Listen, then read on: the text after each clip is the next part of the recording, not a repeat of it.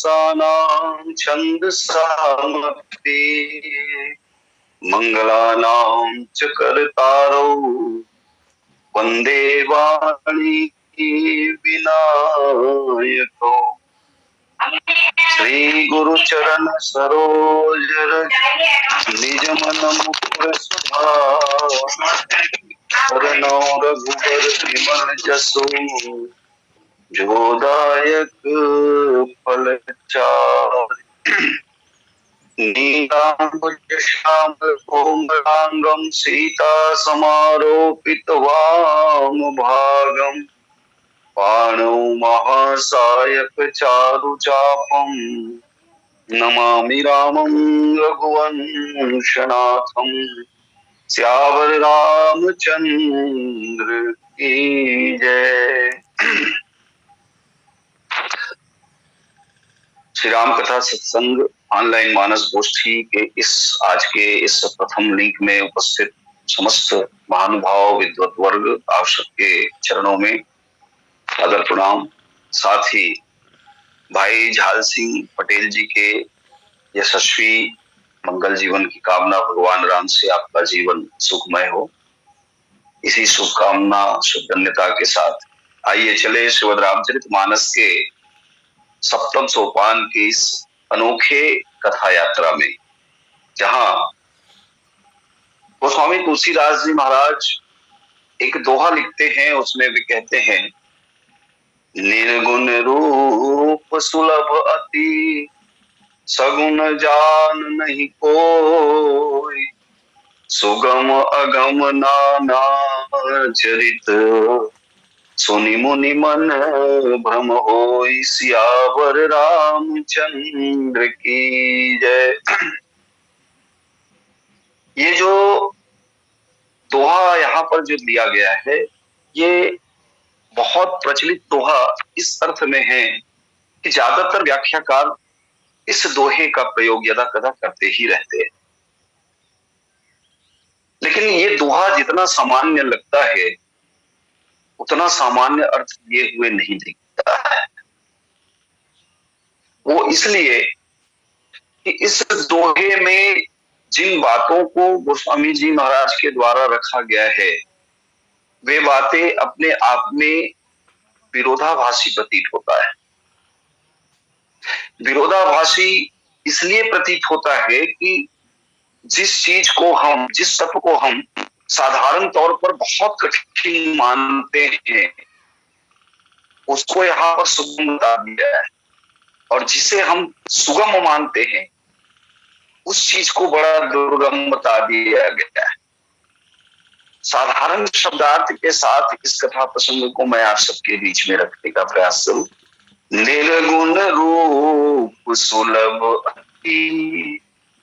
गोस्वामी तुलसीदास जी महाराज कहते हैं कि ये जो ईश्वर का जो निर्गुण रूप है वो बहुत सुलभ है, बहुत सहज ही समझ में आने वाला है, लेकिन सगुण जान नहीं कोई। ये जो सगुण स्वरूप है भगवान का, इसको जानना बहुत कठिन है। और फिर नीचे अर्धाली में वो लिखते हैं कि सुगम अगम नाना चरित सुनि मुनि मन भ्रम हो। उस सगुण भगवान के जो लीला है, उनके जो चरित्र हैं, उनको सुनकर तो मुनियों का भी मन भ्रमित हो जाता है। ये इस दोहे का साधारण सरलार्थ है, शुद्धार्थ है। आइए इस दोहे को केंद्र में रख करके आपसे कुछ बातें निवेदन करने का प्रयास करें। भगवान के दो स्वरूप हम सब, आप सब मानते हैं, जानते हैं। एक तरफ भगवान सगुण साकार हैं, तो दूसरी तरफ भगवान निर्गुण निराकार है। दो ही रूप हम आप सब मानते हैं। और उन भगवान के पास में पहुंचने के लिए, उस ब्रह्म के पास में या भगवान के पास में पहुंचने के लिए दो मार्ग दिखाई देते हैं, ज्ञान का मार्ग और दूसरा मार्ग है भक्ति का मार्ग।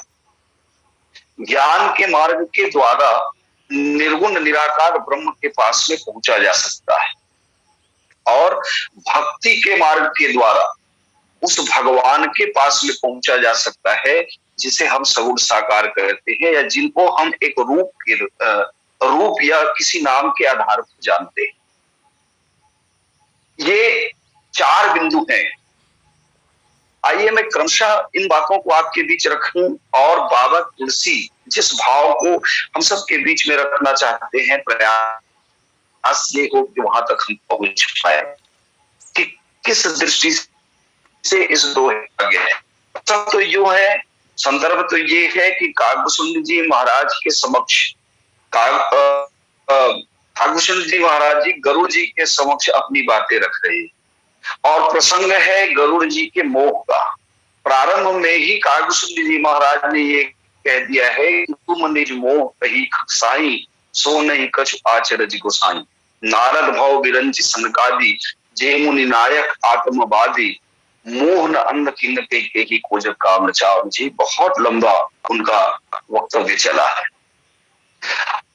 और इस माया वर्णन के बाद आखिर में भगवान के तात्विक रूप को रखते रखते गोस्वामी तुलसीदास जी महाराज इस बात को हम सबके बीच में रख रहे हैं गरुड़ जी के माध्यम से।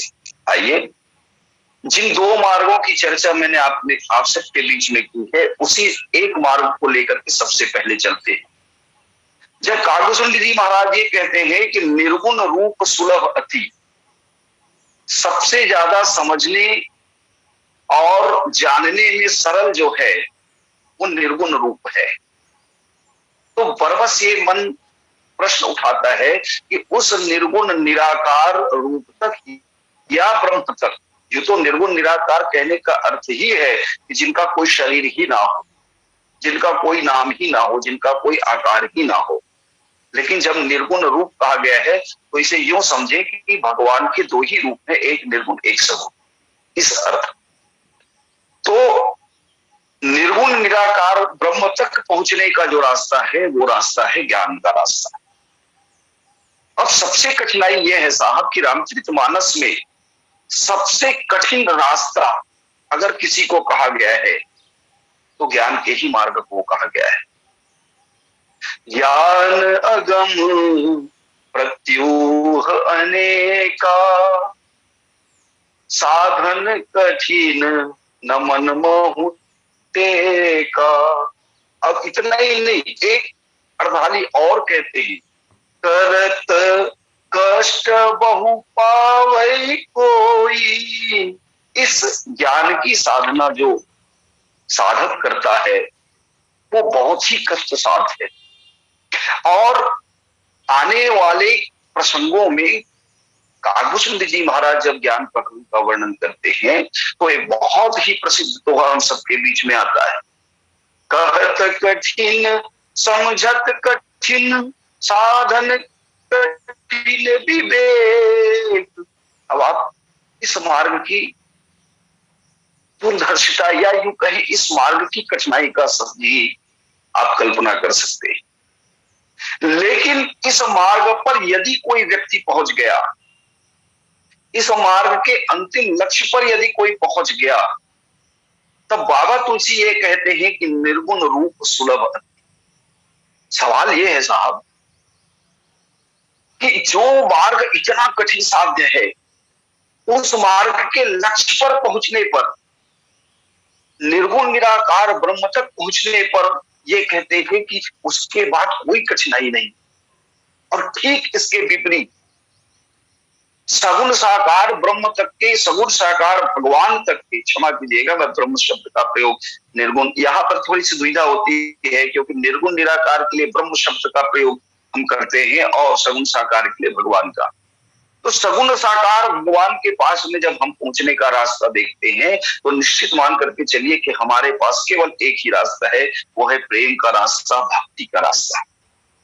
और भक्ति के मार्ग के लिए गोस्वामी तुलसीदास जी महाराज जी कहते हैं, सुलभ सुखद मार्ग यह भाई, भगति मोरी पुराण स्तुति गाई। अब यहां पर समझने योग्य बात यह है कि एक जो रास्ता है वो रास्ता इतना कठिन है कि जिसको कृपाण के धार के ऊपर चलने का मार्ग बताया, और दूसरा रास्ता इतना सरल है कि वो मार्ग ही बड़ा सुखद है। लेकिन दोनों के लक्ष्य में जो भिन्नता बताई गई है, वहां समझने की बात हम सबके बीच में गोस्वामी जी महाराज रखते हैं। जब हम ज्ञान के मार्ग की कठिनाइयों को पार करते करते ब्रह्म तक पहुंच जाते हैं, तो ब्रह्म तक पहुंचने के बाद में कोई कठिनाई नहीं, निर्गुण रूप सुलभ। लेकिन भक्ति के सुगम मार्ग पर चलते चलते जब हम सगुण साकार भगवान के पास में पहुंचते हैं, तब कागू सुंदर जी महाराज जी कहते हैं कि सगुण जान नहीं कोई। सगुण को जानना इतना आसान नहीं है, इतना सरल नहीं है। आखिर इन बातों को रखने का उद्देश्य क्या है, क्यों ऐसा कहते हैं कागू सुंदर जी महाराज? आइए मैं एक निवेदन करूं आपसे।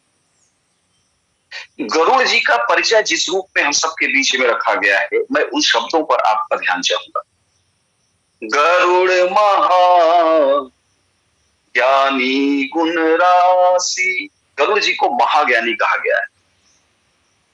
सवाल यह है कि गरुड़ जी निर्गुण निराकार के प्रति समर्पित हैं या फिर सगुण साकार के प्रति समर्पित? क्योंकि ज्ञानी शब्द का प्रयोग तो निर्गुण निराकारवादियों के लिए किया जाता है, जबकि गरुड़ जी महाराज वाहन हैं भगवान विष्णु जी। इस अर्थ में देखा जाए तो भगवान श्री विष्णु जी गरुड़ जी के सेव्य हैं, वो उनकी ही सेवा में रहते। तो फिर महाज्ञानी कहने का अर्थ, कभी कभी ऐसा लगता है साहब कि ये जो महाज्ञानी शब्द है ये किसी व्यंगात्मक अर्थ में प्रयोग किया गया शब्द है। एक शब्द है ज्ञान और दूसरा शब्द है ज्ञानी। जब हम ज्ञान शब्द का प्रयोग करते हैं तो ज्ञान अपने आप में एक अलग ही वस्तु बन जाती है। लेकिन जब हम ज्ञानी कहते हैं तो कोई व्यक्ति ऐसा है जिन्होंने अपने आप में ज्ञानी होने का भाव स्वीकार किया है, अर्थात कर्तापन के हिसाब से उसने अपने आप को ज्ञानी माना। और ज्ञान की परिभाषा क्या है? ज्ञान मान जहां एक, जब आपके जीवन ज्ञानी के जीवन में मान बना हुआ है, अभिमान बना हुआ है, तब तक के वो ज्ञानी होने का या ज्ञान उसके जीवन में आने का प्रमाण पत्र नहीं मिलता है। तो फिर ज्ञानी कहें या ना कहें। इसीलिए मैंने आपसे निवेदन किया कि ये जो गरुड़ महाज्ञानी जो कहा गया है, वास्तव में ये जो है ऐसा लगता है कि ये व्यंग्यात्मक रूप में प्रयोग किया गया है। अगर गरुड़ जी महाराज महाज्ञानी हैं तो इनका प्रमाण क्या है? देखिए, जैसे हम लोग कभी कभी एक शब्द आता है सुजान,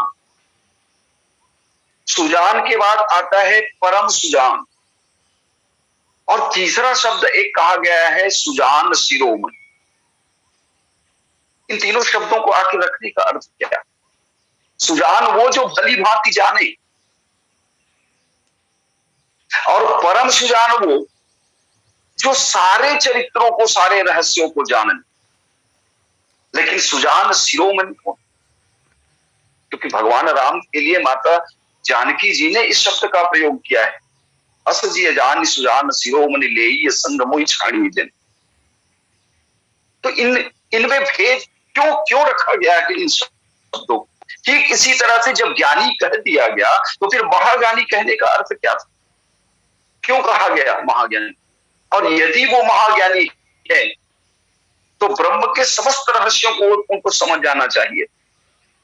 जैसा कि यहां पर निर्गुण रूप सुलभ अति कहा गया है, तो फिर गरुड़ जी महाराज के लिए तो कोई कठिनाई होनी ही नहीं चाहिए। लेकिन कागू सुंदर जी महाराज जब इस बात का प्रमाण कर रहे हैं तो कोई ना कोई बात तो जरूर है। मैं देखिए एक निवेदन करूं आपसे, इन बातों को रखने के पीछे वक्ता के उस भाव के पास हमको पहुंचना पड़ेगा जिस भाव को लेकर के वक्ता जो है श्रोता के समक्ष अपनी कुछ बातें रख रहा है।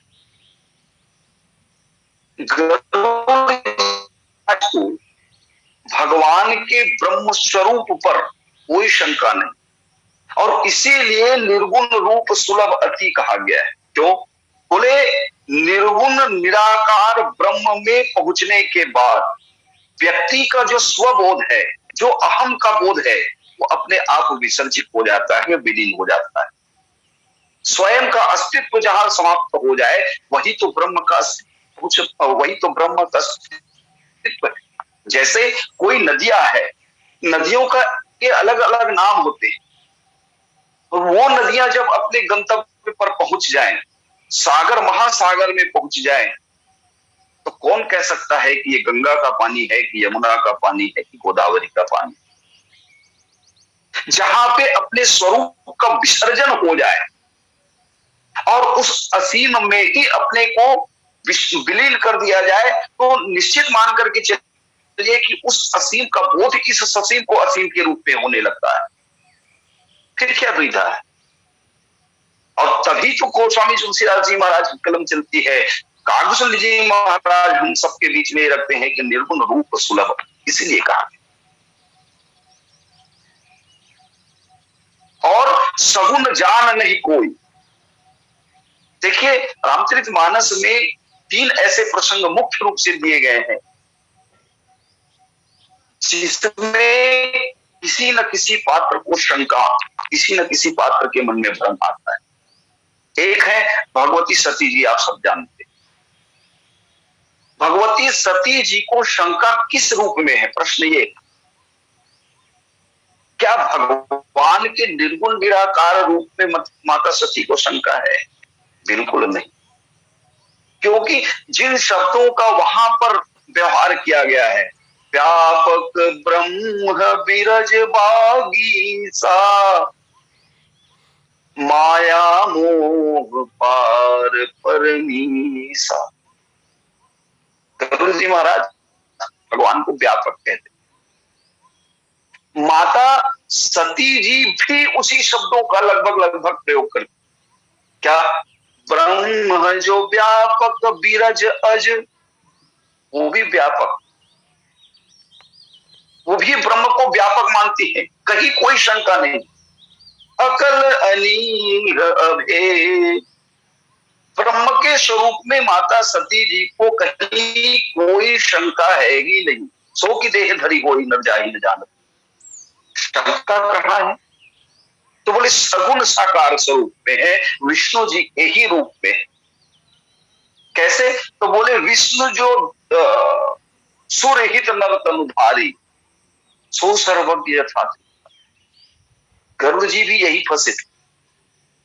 गरुड़ जी भी जानते हैं कि ये मेरे ही स्वामी है जो सर्वज्ञ है, सर्वसमर्थ है। माता सती भी यही जानती कि भगवान विष्णु सर्वसमर्थ है, सर्वज्ञ है, जैसे भगवान शंकर। खोजे सो की अज्ञ नारी ज्ञान धाम से श्री पति असुरारी। तो सगुण में जाकर के सब कोई फंस जाते हैं, निर्गुण निराकार ब्रह्म में किसी को कोई समस्या नहीं। इसीलिए निर्गुण रूप सुलभ अति ये कहा गया है। अच्छा, सगुण में फंसते क्यों है? किसी ने गोस्वामी तुलसीदास जी महाराज से एक प्रश्न किया, महाराज जी आपने एक कथा जो लिखा है, इस कथा का उद्देश्य क्या है?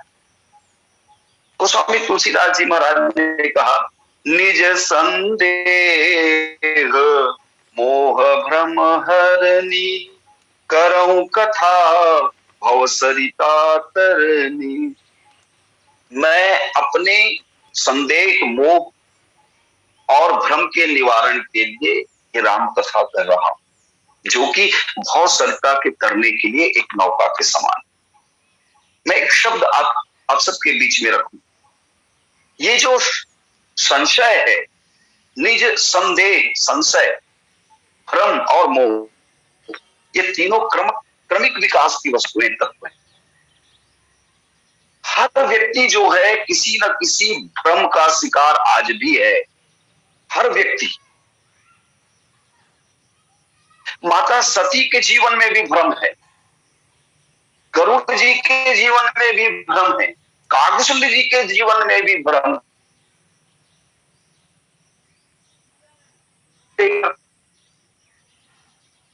भगवान को लेकर। लेकिन भगवान के पास पहुंचने के पहले एक सूक्ष्म बात आप सबके बीच में, भगवान के पास पहुंचने के पहले वो अपने आप के जानने में ही उसको संदेह है, भ्रम है। कैसे? एक बात से मैं आप सबके बीच में इस बात को सिद्ध करूं। जिसने जिसने भी भगवान को जानने का दावा किया है वो भगवान के लीला में जरूर से है। जिसने भी भगवान को जानने का दावा, माता सती भगवान श्री विष्णु के, विष्णु जो सुरहित नर्तन भारी सोई सर्वज्ञ था त्रिपुरारी, इस बात का उनको भान है कि मैं जानती हूं कि भगवान विष्णु जी सर्वसमर्थ हैं, वे जानते हैं, सर्वज्ञ हैं। लेकिन इसी जानने पना का जो भ्रम बना हुआ है, भगवान उसी को तो तोड़ते हैं।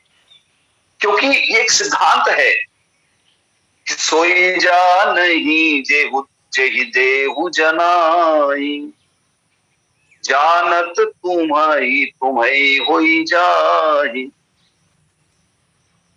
भगवान को वही जान सकता है जिसे भगवान स्वयं जनाना चाहे। लेकिन एक बार अगर किसी को भगवान ने जना दिया अपने आप को, तो फिर वो अपना नहीं रह जाता, उनका स्व कुछ भी नहीं रह जाता, वो भगवान में ही विलीन हो जाते हैं। अर्थात सगुण साकार को जानने के बाद वो निर्गुण निराकार में अपने आप को विलीन कर देता है। जानत तुम्हें होई जाई, तुम्हें होई जाई का अर्थ ये है कि वास्तव में भगवान का मूल स्वरूप तो निर्गुण निराकार ही है। और फिर उस अवस्था में पहुंचने के बाद निर्गुण रूप सुलभ। लेकिन सगुण जान नहीं कोई, जब ऐसा कहा जाता है तो मैं आपसे निवेदन करूं, राम जी के ही चरित्र को आप छोड़िए, थोड़ा सा द्वापर युग में मैं आपको लेके चलूं। लीला को जानना, लीला में फंसना, ये तो स्वाभाविक सी बात है। द्वापर में तो भगवान के रूप में ही किसी को विश्वास नहीं हुआ। कैसे? किसी को विश्वास का मतलब, मैं एकदम सार्वभौम में नहीं जा रहा हूं आप सबको लेकर। भगवान श्री कृष्ण स्वयं कहते हैं कि वही सर्व परमात्मा है, वही ब्रह्म है। कितने लोगों ने स्वीकार किया? कितने लोगों ने स्वीकार किया भगवान कृष्णचंद्र जी को भगवान के रूप? अगर कृष्णचंद्र जी को भगवान के रूप में तत्कालीन द्वापर युग में स्वीकार कर लिया गया होता, तो बलराम जिसे हम शेषावतार कहते हैं वो उनके विरोध में कभी खड़े नहीं। जैसे कि लखन लाल जी महाराज भगवान राम को परमेश्वर के रूप में जानते हैं, परमात्मा के रूप में जानते हैं, वह उसके खिलाफ कभी न सुनते हैं न बोलते हैं। लेकिन क्या भगवान कृष्ण को तत्वतः बलराम जी ने जाना? अगर जान लिया होता तो जिन भगवान कृष्ण ने अर्जुन का पक्ष लिया और दुर्योधन का विरोध किया, क्या ठीक उसके उल्टे आपको बलराम जी दिखाई दिए? तो सगुण जान नहीं कौन? श्री कृष्ण जी महाराज तो सगुण साकार स्वरूप में है, और उस सगुण साकार रूप में जब वो आते हैं तो उनके ही अपने भाई बलभद्र भी उनको नहीं पहचान पाए। तो यही भगवान जब लीला करेंगे तो लीला में तो फंसना ही फंसना ऐसा, क्योंकि लीला जो होता है उस लीला में हम सब देखते क्या है? गरुड़ जी महाराज के चरित्र को हमने जहां पर कागभूषण जी महाराज ने इस बात को रखा है, गरुड़ जी महाराज जिस अवस्था में भगवान राम देखते हैं वहां पर भगवान की रणलीला हो रही, और वहां पर यह लिखा गया है कि ब्याल पास बस भय खराब। अब आप कल्पना कीजिए कि जिन भगवान को गरुड़ जी महाराज जानते हैं उनके बारे में उनकी मान्यता ये है कि भव बंधन ते छूट ही नरज पिजा कर नाम, सर्व निशाचर बांधे नाग पास सोएगा। जिन भगवान को वो जानते हैं उनके नाम को लेकर के ही ये जो प्राणी है, ये जो जीव है, वो भव बंधन से मुक्त हो जाते हैं। और वही भगवान कहाँ किसमें बंधे हुए हैं? तो ब्याल पास बस छोटे से सांप में भगवान जो है वो वंदना अपने आप को स्वीकार कर लिए। वास्तव में भगवान जो है रण की लीला के उद्देश्य से रण शोभा लगी प्रभु ही बंधावा, और इस दृष्टि से उन्होंने छोटे से सर्प ब्याल पास, ब्याल मतलब छोटा सा, ब्याल पास बस भय खराबी, बहुत छोटे से सर्प में उन्होंने अपने आप को बंधन में स्वीकार कर लिया। अब गरुड़ जी महाराज जब देखते हैं तो छोटे सांप तो उसके लिए बहुत कुछ है। इतने विराट भगवान जिनका केवल नाम ही काफी है भवबंधन को काटने के लिए, वो कल्पना ही नहीं कर सकते कि इतने विराट भगवान को एक छोटा सा ब्याल बांध ले। अगर कोई बहुत बड़ा सर्प जो गरुड़ जी महाराज के लिए भी जिनको काटना कठिन होता, ऐसे बड़े से सर्प ने अगर भगवान को जकड़ लिया होता तो गरुड़ जी महाराज को थोड़ा संकट कम होता कि चलो ये तो मेरे लिए भी दुराधर्ष है। लेकिन जब छोटे से सांप ने ब्याल पास बस छोटे सर्पों से भगवान बन गए तो फिर गरुड़ जी महाराज को शंका होना ही था। लेकिन हुआ क्यों? हुआ इसलिए क्योंकि गरुड़ जी महाराज भगवान के उस लीला में व्यापक भगवान को देख रहे, सर्वसमर्थ भगवान को देख रहे, जबकि भगवान उस जगह पर, श्री राम उस जगह पर रण की लीला में व्यस्त। और रण की लीला तो यही मांग करती है कि एक तरफा कोई युद्ध नहीं होना चाहिए।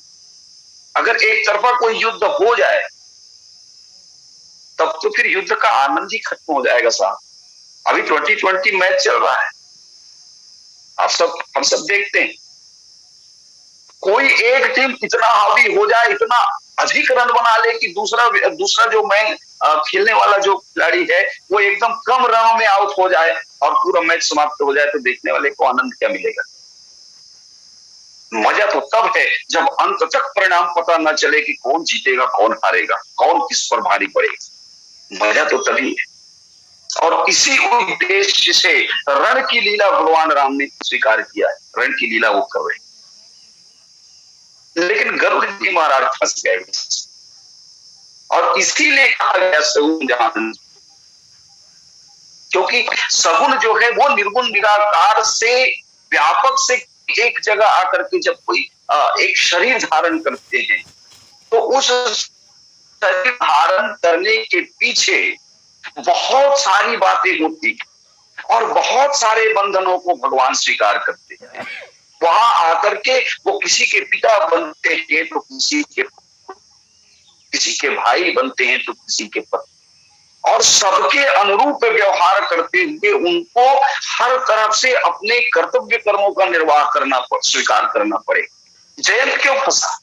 जिसको वो भगवान के रूप में जानते हैं, मानते हैं, वही भगवान जब एक साधारण से कामी पुरुष की भांति कोई अपनी पत्नी का श्रृंगार करे, ये कैसे कल्पना कर सकता है? सर्वसमर्थ भगवान एक कामी पुरुष की भांति अपनी पत्नी का श्रृंगार कर रहे हैं। लेकिन भगवान राम तो वहां पति है, जगतपति, पति में जगतपति देख रहा है ये जयंत, तो फंसना तो स्वाभाविक। ठीक यही बात यहाँ ये जो कहा गया कि सगुन जान नहीं कोई, माता सती भी इसी में फंसी। माता सती भी भगवान के व्यापक शक्तिमान रूप को जानती है, ब्रह्म के शक्तिमान रूप को जानती है। लेकिन जब वो देखती है कि यही जो है जिन्हें मैं सर्वसमर्थ ईश्वर समझ रही थी, यही जो है एक साधारण से इतनी सी बात को न जाने कि उसकी पत्नी को कौन हरण करके ले गया, तो ये व्यापक कहीं है भाई। इसको तो इस बात का मालूम चाहिए इसकी पत्नी वर्तमान में कहा है। तो उस ससीम में वो असीम को ढूंढ रही, उस लीला में वो चरित्र को ढूंढ रही, और यहीं पर हो जाती है गलती। तो ये जो प्रसंग है कि निर्गुण रूप सुलभ अति सगुन जान नहीं को, इस सगुन साकार को समझना इतना आसान नहीं है। क्योंकि इसी देखिए कई बार होता ये है कि जब कोई व्यक्ति से कोई गलती हो जाती है तो उस गलती के परिमार्जन का, उस गलती को सुधारने का तरीका दो तरह से हो सकता है। किसी से कोई गलती हो जाए, जैसे मैं एक छोटा सा उदाहरण से इस बात को आपके बीच में रखूं, जो बातें कागज सुंदर जी महाराज रखते हैं उसी पर। जैसे कभी कभी पहले हम लोग जब मानस में नए नए थे तो एक श्लोक हम सब बोलते हैं, श्री गुरु चरण सरोज रज निज मन मुकुर सुधार हैं। उस मन कई लोग कैसे बोलते थे, श्री गुरु चरण सरोज रज निज मल और मुकुट। अब यहाँ ये अशुद्धि है, ये गलती है। अब इसको सुधारने के दो तरीके हो सकते हैं। या तो आप सीधा सीधा कह दो कि भैया तुम अशुद्ध पाठ मत करो यार, ये गलत है। अगर ऐसा कह दिया जाए तो उसपे परिणाम जो है विपरीत आने की संभावना हो सकती है, क्योंकि आप उसको टोक रहे हैं। सुधर जाए तो ठीक, हो सकता है उसके मन में वैमनस्यता आ जाए, रुष्टता आ जाए। एक और ये दूसरा तरीका ये हो सकता है कि वो अपने ऊपर में लेकर के उसी आदमी के समक्ष उसकी गलती को ना बताए, उसी आदमी के समक्ष ये कहे कि भैया मैं पहले इस दोहे को ऐसे पढ़ता था, श्री गुरु चरण सरोज रज निज मल और मुकुट सुधार ऐसा पढ़ता था, लेकिन वास्तव में वैसा है नहीं, निज मन मुकुर सुधार है। तो सामने वाला जिसने गलती किया है वो ये समझेगा कि भाई मैं भी तो ऐसे ही बोलता हूं, लेकिन ऐसा है नहीं, वो मल नहीं मन है, मुकुट नहीं मुकुर है। ठीक यही कागभूषण जी महाराज इसी बात को पकड़ करके गरुड़ जी महाराज को समझा रहे हैं। उनके शब्दावलियों पर यदि आप ध्यान दें तो वो जिन बातों को कह रहे हैं वो अपने ऊपर में लेकर के कह रहे हैं, अपने से अलग कह रहे हैं, लेकिन सीधा कागभूषण जी महाराज गरुड़ जी को इस बात को नहीं कह रहे हैं कि आपसे ये गलती हुई है। उन्होंने क्या कहा, नयन दोष जहां कहा जो कहा जहां होई, पीत बरन ससी मह कहा कोई सोई। अब आप विचार करिए, भगवान पे जो मोह का भाव गरुड़ जी के मन में आया हुआ है उसको सीधे ना कहकर घुमा करके इस बात को रख रहे हैं कि यदि किसी के नयन में दोष आ जाए तो उसको जो है शशि चंद्रमा जो है वो पीत वर्ण दिखाई देता है। इसका अर्थ ये नहीं है कि चंद्रमा पीला है। भगवान गरुड़ जी के अंदर का भ्रम था, लेकिन इसी भ्रम का निवारण करते करते कागभूषण जी महाराज ने इस बात को भी कह दिया कि सुन खगेश रघुपति प्रभुताई कहूं जथामति कथा सुहाई। प्रभु नहीं, केवल आपकी बात कहते मुझे, और ठीक ही तो कहा महाराज ने कि यही भ्रम सगुन के रूप में, सगुन साकार भगवान के रूप में कागभूषण जी महाराज भी तो भ्रमित हुए थे। जिन शिशु राम जी को वो ब्रह्म के रूप में या भगवान के रूप में मानते हैं, वही बालक राम जब अपने बाल स्वरूप की लीला पर उतर आते हैं, बाल लीला करते हैं, तो उस बाल लीला में कागभूषण जी महाराज फंस गए। और जब कागभूषण जी महाराज फंस गए तो उनका भी तो यही अनुभव रहा है ना कि सगुन जान नहीं, कोई सगुन को जानना इतना सरल नहीं है। और इनके जो चरित्र हैं, जैसा हम चाहते हैं कोई जरूरी थोड़ी है कि भगवान वही वही करे। वो तो जिस रूप में, जिस जगह पर, जिस पात्र के अनुसार व्यवहार कर रहे हैं, उनको उसी के अनुसार लीला करनी हो। भगवान कृष्ण ने भी गोचारण की जब लीला की, तो जब जब भगवान का अवतार होता है तो सारे देवताओं के केंद्र में तो भगवान ही होते हैं। जब गोचारण की लीला करने लगे तो ग्वाल वालों के जूठन को उनके मुख से निकाल करके खा लेते थे। उनके थाली में जो जूठन होता था वो उसको अपने मुंह में डाल लेते थे। और यही तो ब्रह्मा जी फंस गए, क्योंकि सगुन की लीला को समझना इतना सरल नहीं है। निर्गुण के साथ में जो समस्याएं नहीं है वो समस्या सगुन के साथ में जुड़ी हुई है। सुगम अगम नानाचरी सुनि मुनि मन भ्रम हो। मननशील मुनियों के मन भी जब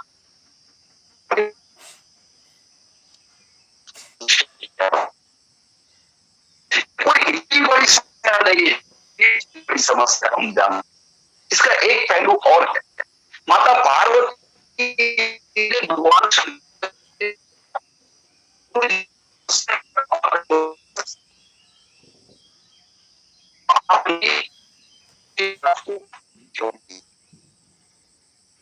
भगवान श्री ने कहा देवी करता था, लेकिन मैं राम जी समझता, इसलिए मैंने उसको अपने पास ही रखा। क्या समझते हैं भगवान? भगवान शंकर जी ने कहा, कोई कबहू अभिमाना सो खोवे जग कृपा निधाना। गरुड़ जी महाराज के जीवन में कभी न कभी अभिमान आया होगा दीदी, और इसी अभिमान को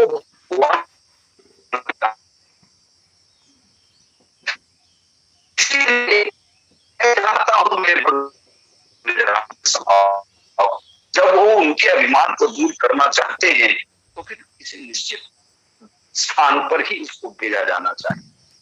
अब इस प्रसंग में जो गरुड़ के परिचय का जो बात कहा गया है, उस बात पर आप ध्यान दें। भगवान शंकर ने जब ये कहा कि होई किन्न कबहू अभिमाना, उसने कभी न कभी अभिमान किया होगा। और जब गरुड़ जी के परिचय में गरुड़ महाज्ञानी ऐसा जब तो ज्ञानी के ठीक विपरीत में तो अभिमान ही आता है। वो ज्ञानी ही कैसा जिसके जीवन में अभिमान आ जाए, जब क्योंकि ज्ञान मान एक नहीं का सूत्र जब दिया जाता है भगवान राम के श्रीमुख से, तो ये बातें तो अपने आप में ही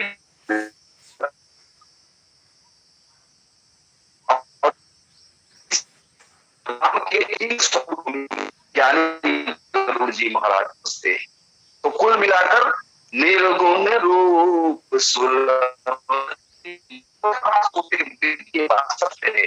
निर्गुण रूप जो निर्गुण निराकारवादियों के रास्ते हैं, जो ब्रह्म को मानते हैं, ब्रह्म को जानते हैं, या